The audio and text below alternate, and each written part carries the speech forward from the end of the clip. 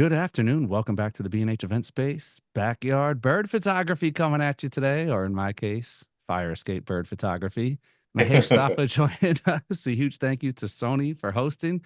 I said it in the green room, man. It's good to be back on with you. I haven't seen you in a while. I know it's been a while. I was saying, he's been gallivanting around. My Uh, turn. My turn. yeah, I'm always here. exactly. I never leave my little Yeah. studio dungeon. So I had to get some travel in, but always good to see you, Mahesh. Always bringing the good vibes and all the information. So I'm gonna Thanks. open up the curtain here, see what birds we got going on in the fire escape, and hopefully learn a thing or two along with the rest of you. If you do have any Awesome. questions, drop them into the YouTube chat. Mahesh, do your thing. All right. Thanks. Thanks everyone. Always a pleasure to come and talk with B&H. This is my, I think, fifth talk of this year. We have one more scheduled for next week where we talk about waterfall photography, so don't miss that. And we have three more the rest of the year. So I'm always appreciative of B&H and of Sony for allowing me this great platform to talk to you guys. One of my passions is photography, but my other passion is education, and so it's great to be able to sort of mold those two things together on this amazing platform. So I'm going to share my screen now, and hopefully you guys can see that. Today's talk is the backyard birder, and there's a lot of people who love bird photography, and I tell people, no matter how long a lens you have for birds, it's never long enough. You could have that 600 millimeter f4, but there'll be a bird that's just out of reach, or the small enough where you don't get that great of an image, or it's not that tight of a crop. But I feel like the backyard birder doesn't have to deal with that as much, because it's literally in your backyard. And here you can concentrate on the equipment that you do have, or get equipment that's maybe not as expensive, that won't break the bank, yet still get some amazing images. And from the comfort of your living room, or your backyard or front yard, wherever you happen to have it. So I just want to discuss a little bit about that type of bird photography, the everyday bird photography that most of us like to do as we look out the window and go, oh, look, there's a great hummingbird. How can I take a picture of that? That's what I want to focus this talk on. So my name is Mahesh Thapa, as I mentioned before. This is my website, starvingphotographer.com. And if you want to follow me on Instagram, it's starvingphotographer at sign. And start. Okay, a couple of disclosures. I am a Sony Alpha Collective member, so it means I'm a brand ambassador for Sony. And all the images you see here will have been taken with a Sony camera and lens system, unless I explicitly say otherwise. And this is geared more towards the beginner and advanced beginner, I say. Somebody who does lots of bird photography for a living, who's a professional bird photographer, you may already know this information, but there may be a little couple of tidbits about how to attract birds into your backyard or front yard that you may still find helpful, but it's geared mainly towards uh, to beginner and advanced beginner. Okay, so we're gonna focus on four things. We're gonna talk about a couple of camera bodies that I recommend that I use myself. Whether it's an APS-C system or a full frame system, I have recommendations for both. And, you know, obviously there are different price points, and these are just sort of as a guide. And I feel like if you look at the specifications of these camera bodies and you don't happen to be a Sony shooter, there's other cameras that have similar specifications that you can adapt to your system how you like it. But I think the important thing is to get the general idea of what types of equipment that you may want to use. Same thing with the lenses. I'll talk about some zoom lenses, some fixed focal lenses, some expensive lenses, some not so expensive lenses, so you get an idea of the range of possibilities.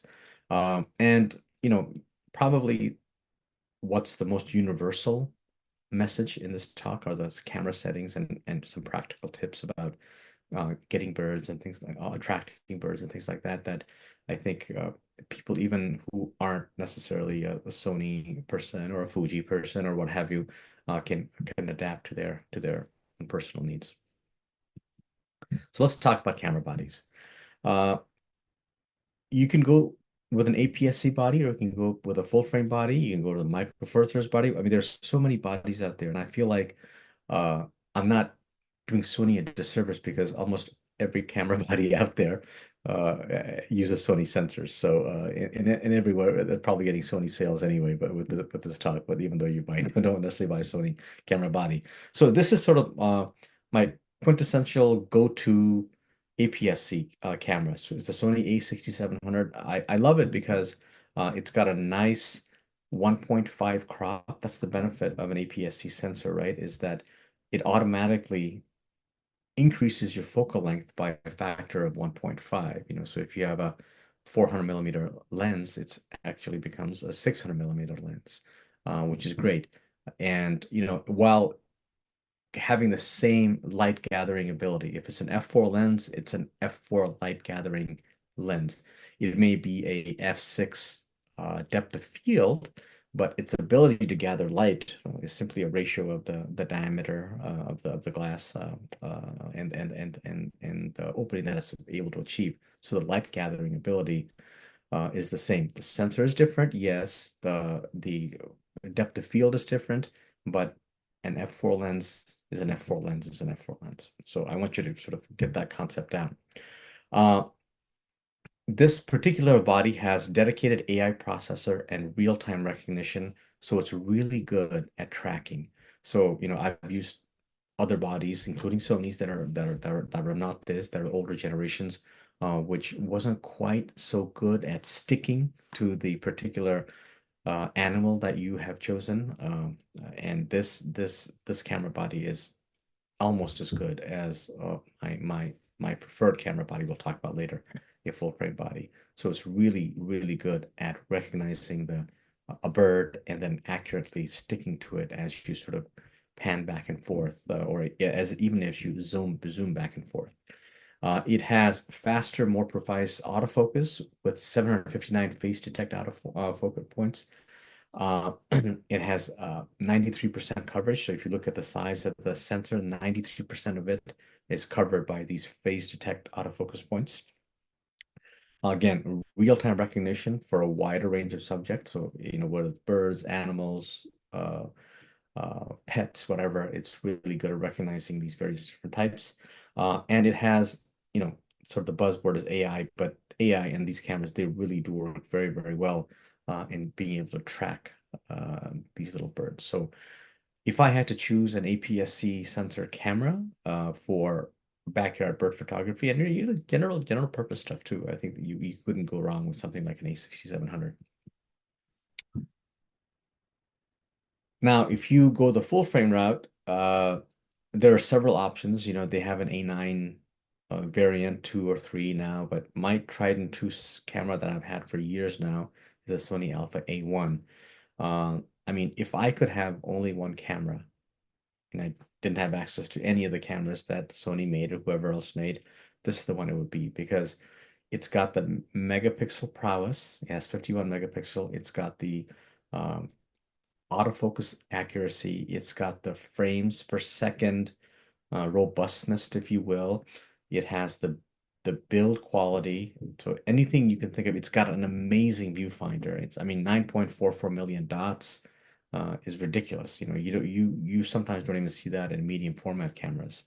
But its ability to track, that's what I'm really impressed about with the A1 system. Its ability to track birds, like not just birds, but the bird's eye. You'll be a tiny backyard songbird, and I'm just impressed that I found the bird, but this actually finds the bird and then finds the eye, and it tracks that eye like nobody's business. So it's great. So, these are just a few of the tiny specifications about this particular camera that I find particularly helpful for me. But if you sort of go and Google this camera, the things that it can do is simply amazing. What lenses do I typically use? So this is sort of what I mentioned before. No matter how long of a lens you have, it's never long enough. That really is the golden rule of bird photography, but maybe slightly less so if we're talking about backyard birds as opposed to birds that are out in the wild. For an APS-C sensor camera, this is hands down my favorite lens. So multiply everything here by a factor of 1.5. So I don't know, 70 becomes 105, 350 becomes, close to whatever that is, 150, 175 for over 500 millimeters. So you also have to multiply the aperture by 1.5. So your depth of field is increased, but the light gathering ability is still an f4.5 and f6.3. And it has built-in optical image stabilization. So if you do have an older body from Sony that doesn't have image stabilization, this will sort of counteract that. But if you do have one that's image stabilized, it'll work with this and you'll get really great rock steady stabilization. I say for bird photography, image stabilization really doesn't matter as much because oftentimes you're trying to freeze motion and your shutter speeds are awfully high to begin with. For songbirds, 2,000th of a second, 4,000th of a second is sort of what you're looking at. So, and at those shutter speeds, image stabilization doesn't really matter very much. Because if you go very much lower than 1,200 or 1,000, you're going to get motion because the bird is flying or whatever, or it's turning its heads left and right, or it's blinking or whatever. You're going to get artifacts and motion based on that. So you're really having a high shutter speed to begin with. So image stabilization is great, but not essential in my opinion. It's got what's called XD linear motor, and it offers amazingly fast, precise, and quiet. So, last thing you want to do is making all this whirling noises, shutter speed going off, so you can have it completely silent with this particular lens. And it's a relatively new lens. In fact, it came out just a couple of years ago. It's weather sealed. It's a G quality lens. It feels great. It pairs well with an APS-C sensor. Uh, it has great real-time autofocus tracking for humans, animals, and birds. And because, like I said, it's robustly built, it's dust and moisture resistance. The camera is that way, the A67, the lens is this way. So oftentimes living in the Pacific Northwest, I find that to be super helpful. I often will go camping with this lens, particularly if I know I'm going to be doing some wildlife photography. And it really is a great size, weight, and compactness combination. And for when I do travel and I need something relatively lightweight, yet I still want to cover a big focal length area, this is my go-to system. I don't carry a full frame system because the inconvenience of the size that I have to carry and the weight outweighs the benefits of any modest increase in image quality, in my opinion. So when I do have to travel a lot, or if I have to go camping or backpacking, this is my lens of choice along with the A6700. Uh, now, so this is the Sony 100 to 400 mm. This is a G Master lens, so it's a completely different build quality. Still moisture, dust resistant, all that. But this is something you're gonna notice it's much bigger than than this lens right here, 7350. And you're only really gaining 50 millimeters at the full frame at the telephoto end, and that. But if you could carry one zoom lens, particularly for backyard where you don't need 600 millimeters or anything bigger, this gives great versatility on a full frame sensor. If I could only have one lens for my backyard bird photography, this would be it, the 100 to 400. Sony also makes the 200 to 600. Do I talk about that? Let me see if I talk about that because yeah, I do. Okay, we'll talk about that. I forgot what I put. So, but this one has a nice balance. And I feel like you can carry this with you anywhere because it's not that it's lightweight, but it's compact. For 100 to 400, it's relatively compact. And it's easy to put in a backpack if you're not going long distances, particularly, if you're older and not as in it's good a shape, but I mean, you still want to have the quality with you. This is a great compromise uh, for the amount of focal length you get. It's again dust and moisture resistant, so it's great for inclement weather.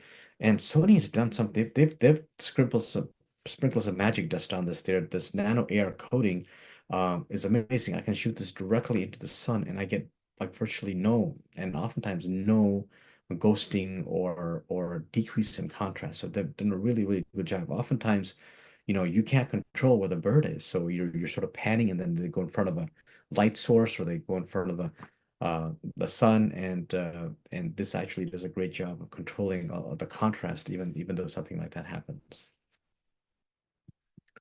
So this is bigger. This is a bigger lens. It's 200 to 600, but I mean, but if you're just shooting from the backyard or you're not traveling anywhere very much, this is also a great lens. You get 600 millimeters of this, and this gives you just a little bit more reach, maybe a little bit more detail on those tiny songbirds that are near the bird feeder.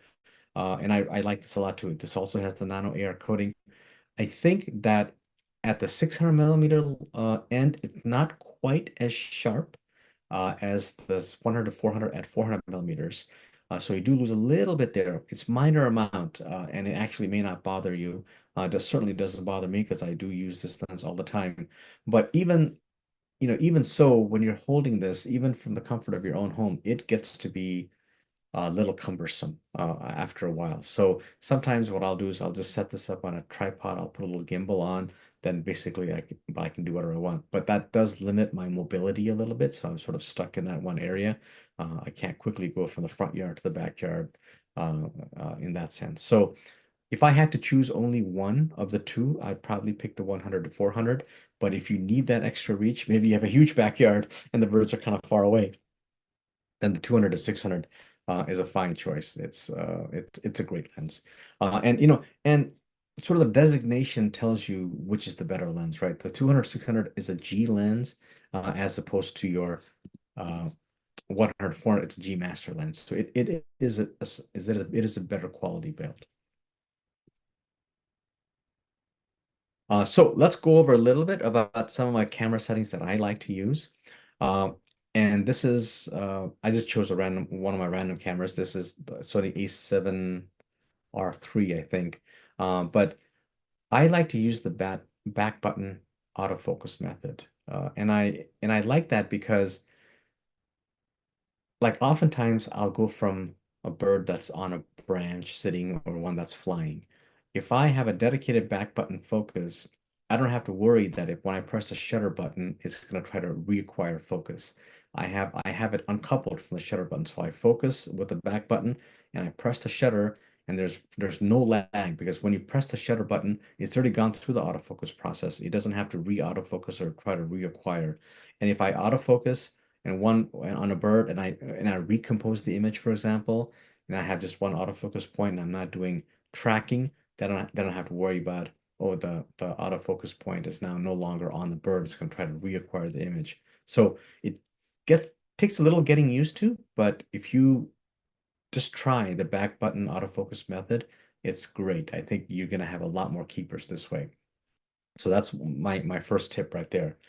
And then hand in hand, it says autofocus with shutter. I turn that off, right? So there's no point having back button autofocus on and also having autofocus on a shutter point. The whole point was to decouple those two functions. So what you do is you make sure that setting is set to off. So the only autofocus that happens is when you press the autofocus on button, not when you press the shutter button.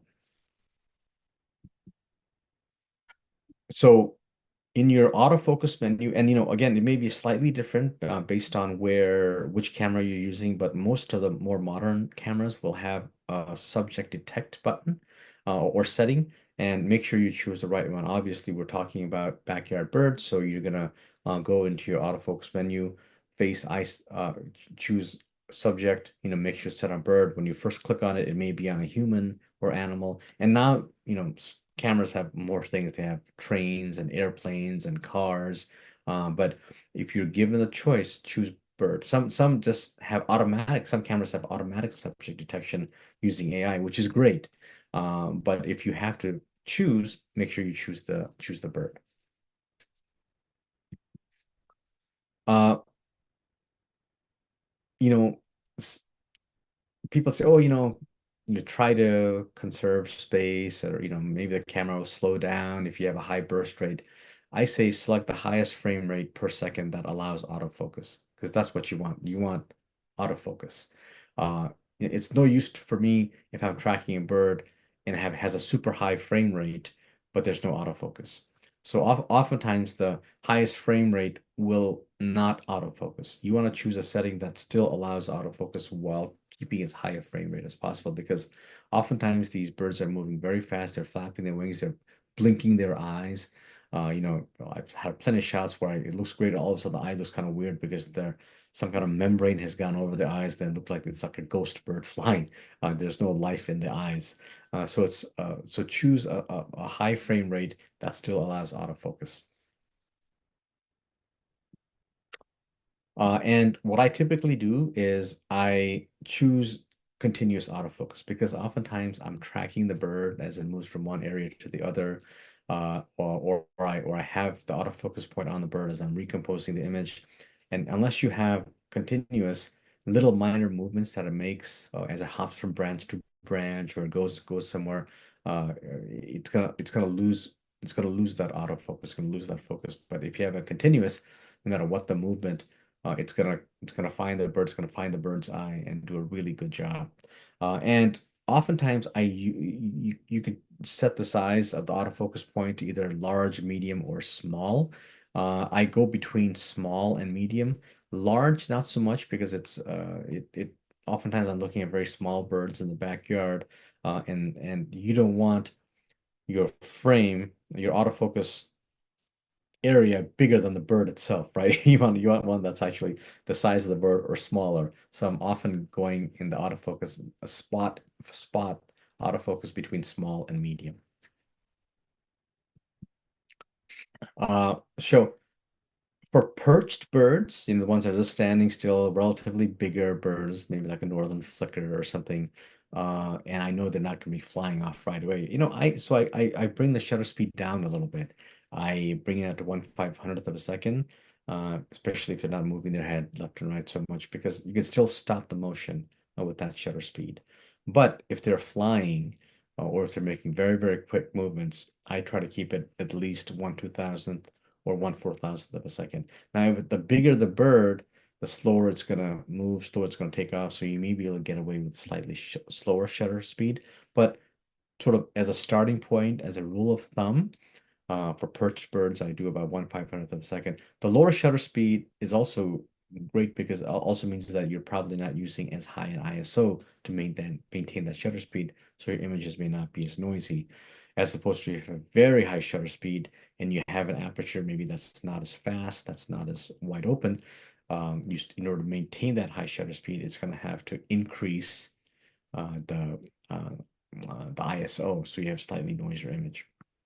As far as auto ISO, um, as you know, the higher the ISO, the noisier the image is going to be. So for an APS-C sensor, I like to keep it at or below ISO 6400.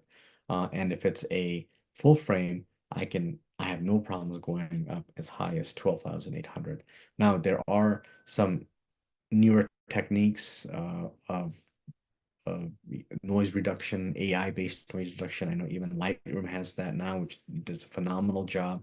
But I think these rules still hold because as good as some of these software are, I still notice a little bit of what I call the watercolor effect or aggressive noise reduction. And unless you want to spend a lot of time in post-processing, I think these numbers that I'm stating to you are still valid.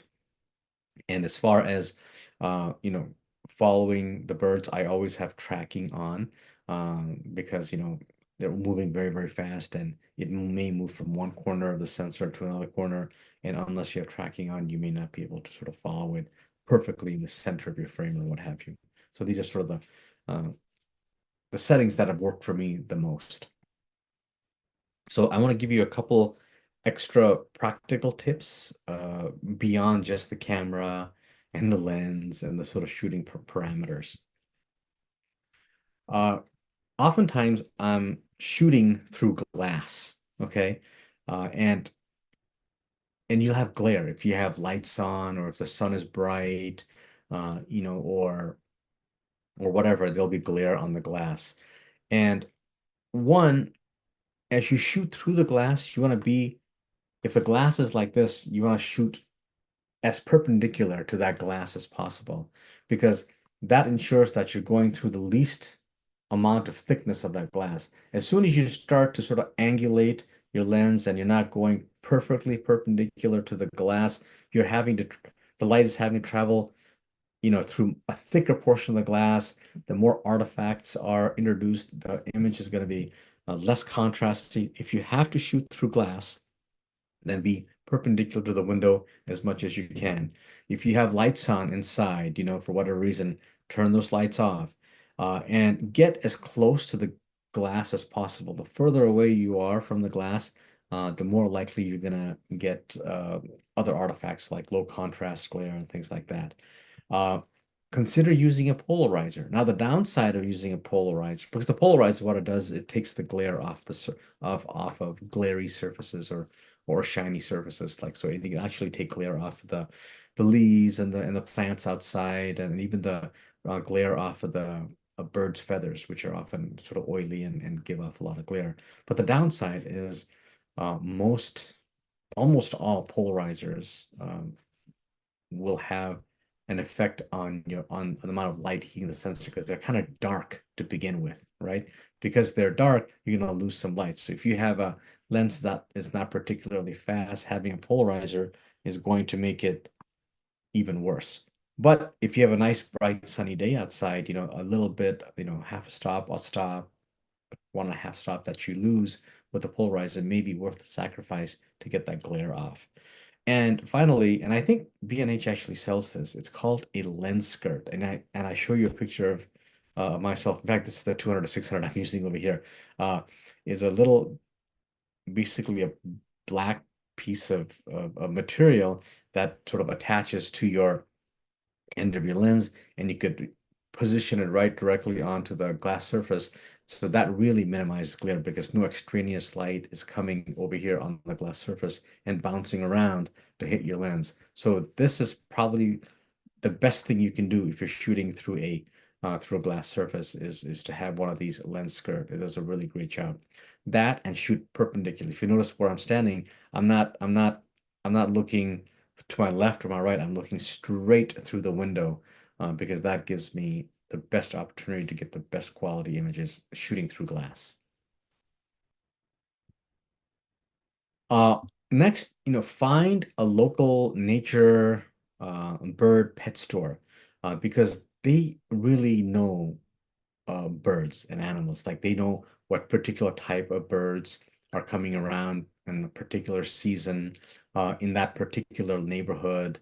What kind of feeders, what kind of food attracts a particular type bird. And I also know this for a fact that if you just go to like a generic pet store and get bird feeder, it's gonna have a lot of filler material.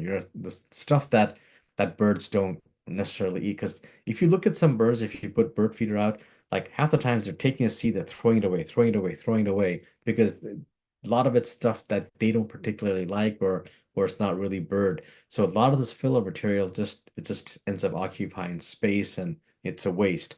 But if you go to a dedicated a store that caters to birds and things like that, you'll be given great advice and you'll be sold stuff that really will help attract birds. And I wasn't a believer of this. Like, oh, birds, what the hell do they know? But they know a lot. They know exactly what they want, and it's been super helpful to go to a local nature or bird pet store.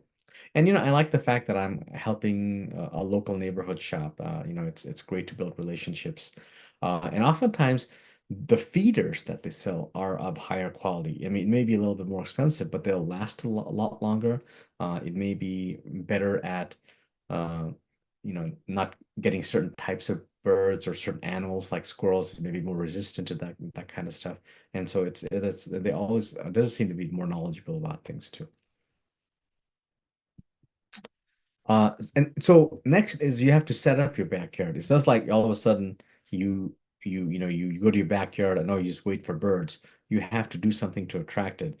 So consider having a bird bath, particularly in the summer months.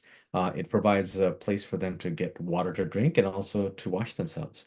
And I know that's one of the biggest differences that's made for me to attract backyard birds is to have a bird bath. Uh, use different types of bird feeders, right? Some birds like to be on a perch. Some birds, like to be sort of hanging from the wires that are associated with bird feeders, depending on the type of birds that you're trying to attract. And what I also do is I place like long branches next to a bird feeder, and it actually serves as a nice place for the bird to land first and then go to the bird feeder. And as it lands on this natural looking branch, you can take a picture in it and you won't be getting the bird feeder in your field of view, if you will, right? So it looks like it's more in a natural environment as they're perched on this, or they're hopping from this branch that you have set up, or have attached to a tree or something, and it goes and it hops onto the bird feeder. It provides for some nice natural looking photography. So for example, here I have a bird feeder, but this bird is on a branch over on this side and it's just flying over here, attacking his other bird. And if you want to attract hummingbirds, you get a hummingbird feeder. Oftentimes, what I love about hummingbirds is, before they get to the feeder, they'll go just next to it and just hover there for a while. As they're hovering, you can get these great pictures of these hummingbirds.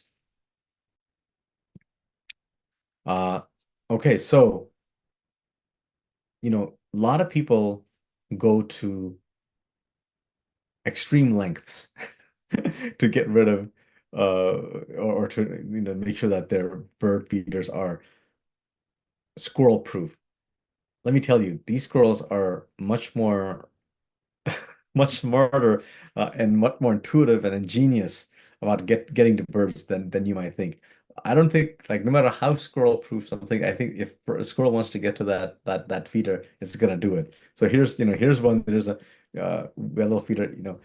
It came up, and obviously the bird feeders, but it'll go up here and it'll find a way to knock down or take little pieces of it here. So it goes from here and it'll drop into the bird feeder. So it's easy for it to get. In fact, these things are attached in a way that you can spin these. The squirrel will actually find a way to spin this to the point where it's right below one of the bird feeders over here. And as they go and mess around with this, it falls directly where it wants it to. So these guys are pretty smart. And here, I thought, oh, he's never going to get to this. Well, he found a way, or she found a way to, sort of bridge that gap, if you will. And then, yeah, he's just making fun of me at this point. But I say, embrace Mr. and Mrs. Squirrel. Like, if I figure if they can figure out a way to get to that thing, they deserve a little bit of that food. And so here's a picture of my backyard, if you will. It's actually, and so I have various types of plants. This was taken with an iPhone, not a Sony.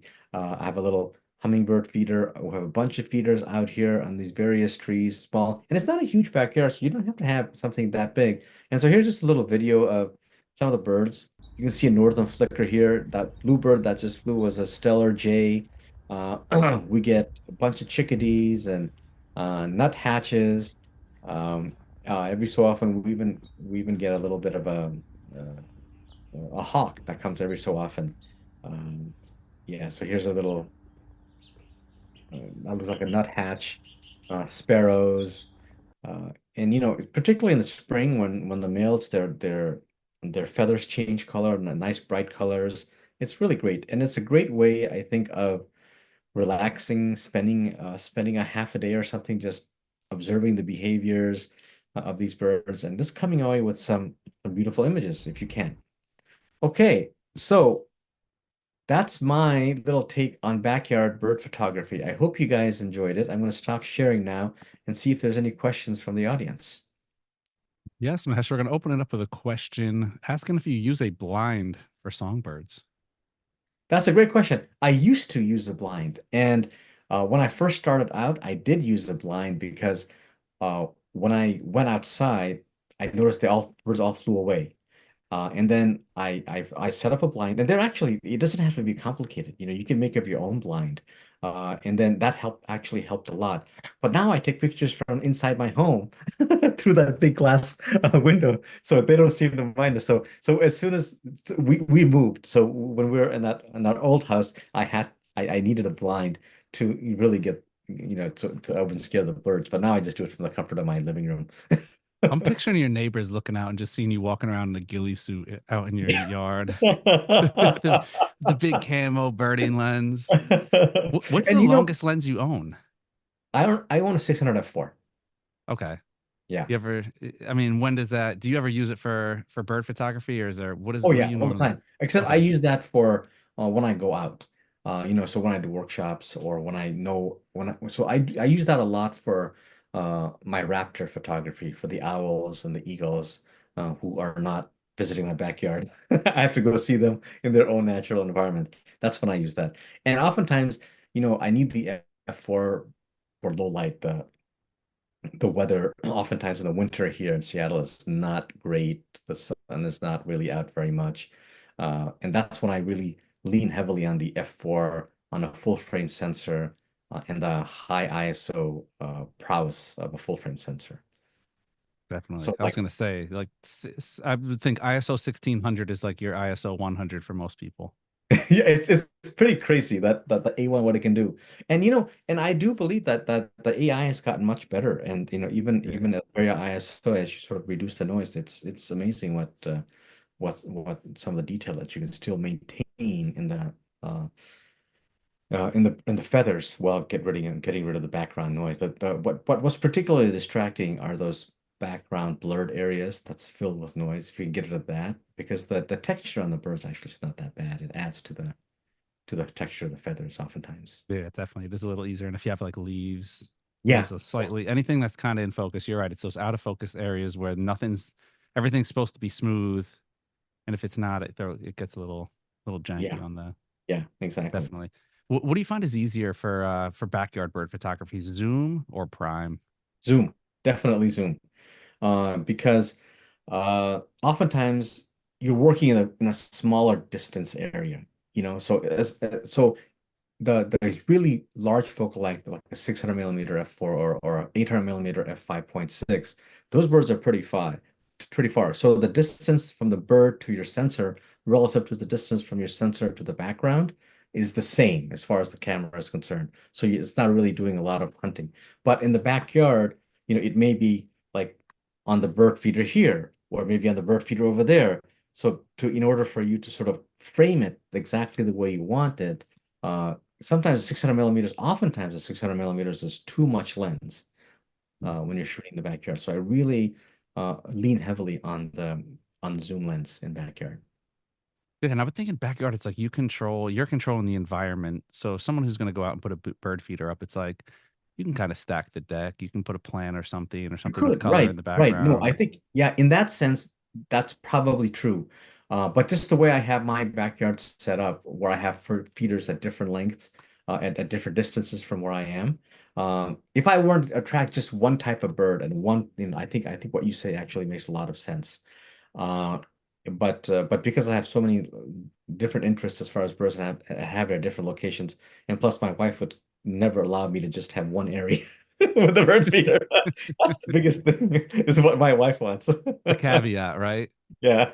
Seriously, I got a different set of problems over here. It's like this is my wife, my son loves the birds out. We have two hawks that perch Oh, really? across at the building across, and so my Yeah. son will out here, and every once in a while you get a treat on your fire escape. Usually it's pigeons, Yeah, but that's the thing. It's like you can't put a bird feeder out because here it's like you don't want to invite rats onto your fire that's true. escape. Squirrels would be the worst, or the probably the least of my problems. It's like the rats and next thing you know, you got 400 pigeons sitting on your fire escape and pooping all over everything. So It's surprising the I'll little do my own country. backyard bird photography workshop next time. It's funny how few pigeons actually we have here. That's crazy. That's wild. Is seagulls? See, I mean, they're everywhere, right? Well, yeah, You guys don't get but we're far away enough from the water that they're not much of a problem. okay. Yeah. What's the predominant like? What do you mostly see out there? What's your everyday? We see a lot of chickadees. Okay, And because of our hummingbirds, we actually see quite a few hummingbirds. And we see, sort of sparrows and nuthatches, a few northern flickers, stellar jays that come out. Um, some wrens come out. Yeah. So it's a nice enough variety that I'm not bored. yeah, that's good. It sounds like it. I mean, Yeah. you And plus I'm keeps you lucky to be in the Pacific Northwest where I mean it's like it's green, it's even if I Yeah, I feel like I'm spoiled if I it's not like I live in Las Vegas. I don't know.